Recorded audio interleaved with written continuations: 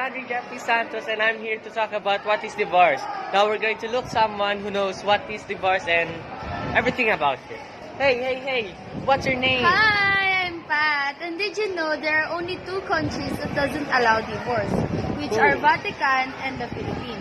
Divorce is about not allowing or ang paghihiwalay ng isang babae ng dalawang mag-asawa na applicable sa state. Na hindi katulad dito sa Pilipinas ay hindi na-allow kasi we value the sacrament which is marriage. Wow! Thanks for that interview. Few inches later. Now we're going to talk about other people who knows what is divorce and what could be the effects of divorce. Yeah. Hey, you, what's your name? No, what's your name? I want to know your... Two.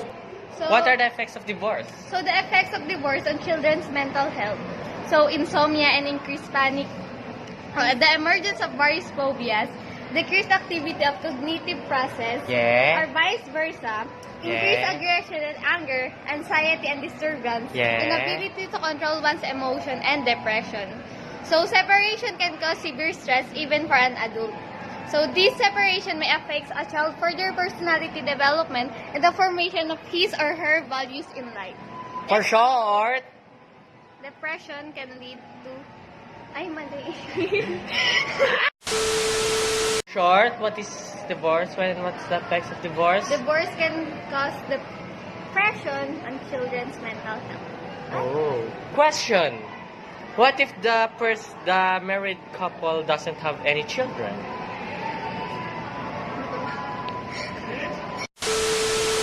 Four.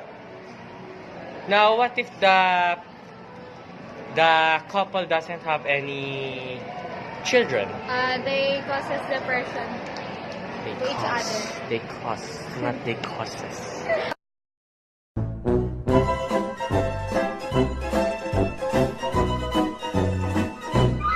And start. Hi!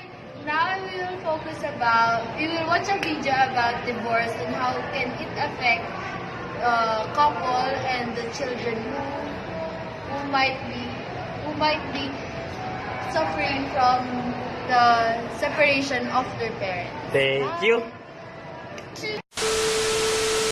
Hi, I am Ruth. My story is kind of sad because it's about my parents' recent divorce.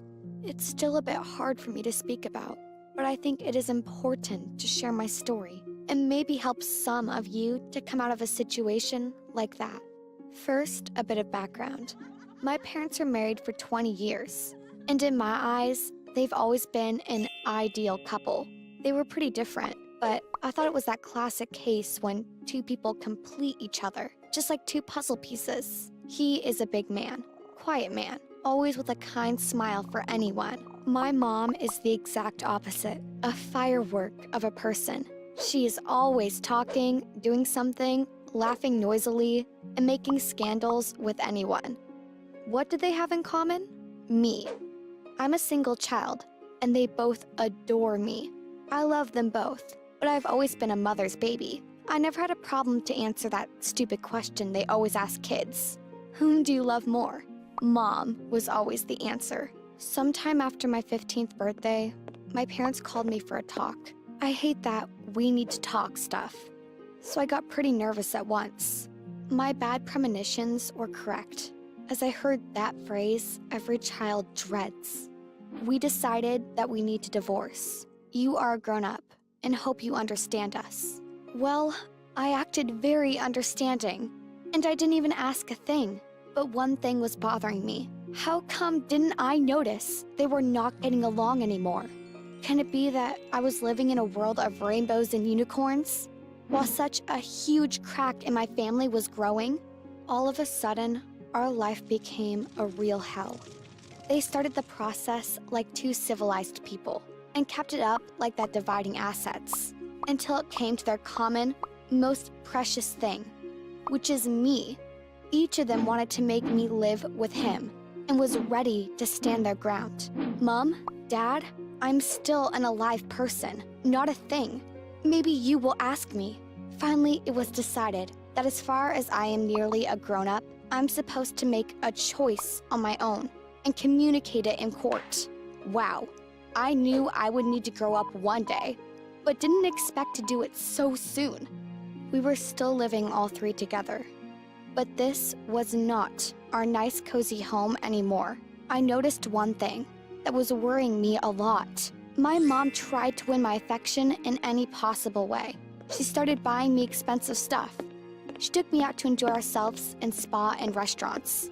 And all in all, she started acting more like my best friend than like my mother. It was nice, but didn't give me a good feeling. The worst was that when we were alone, she always tried to convince me that my dad was a weak person, or he was too busy to give me attention, and other not very nice things.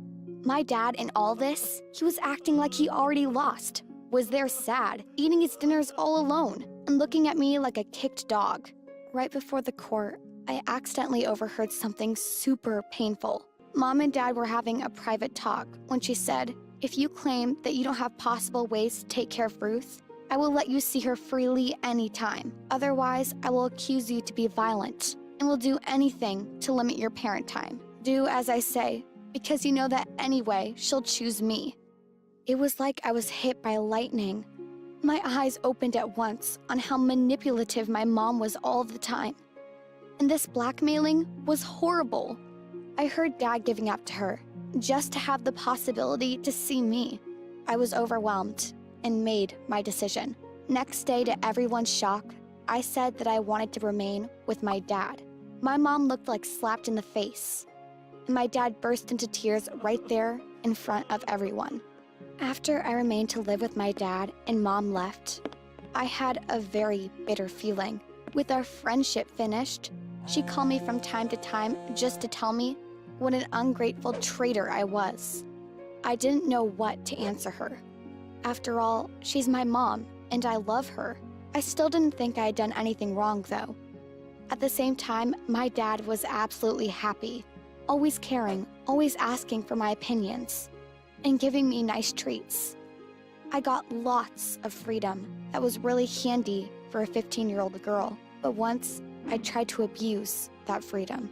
I wanted to go overnight to a music festival, and my dad this time was firm to say that he wouldn't let me go.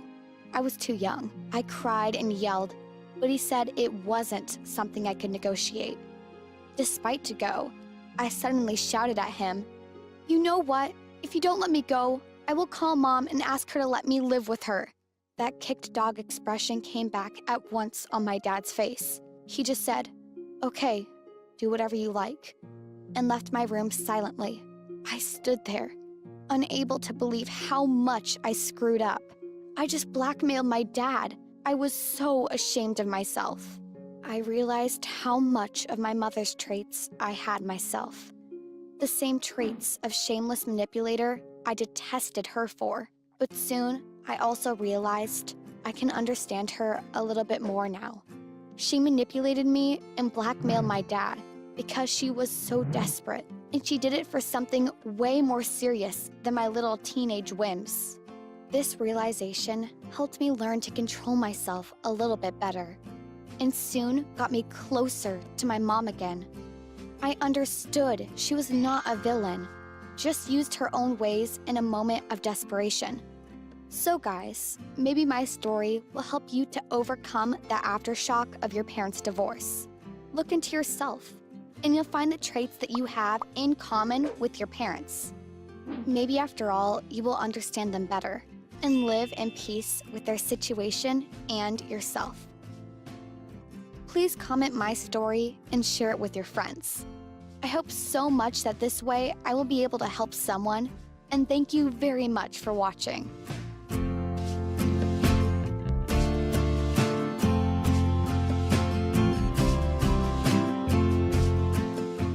Eventually,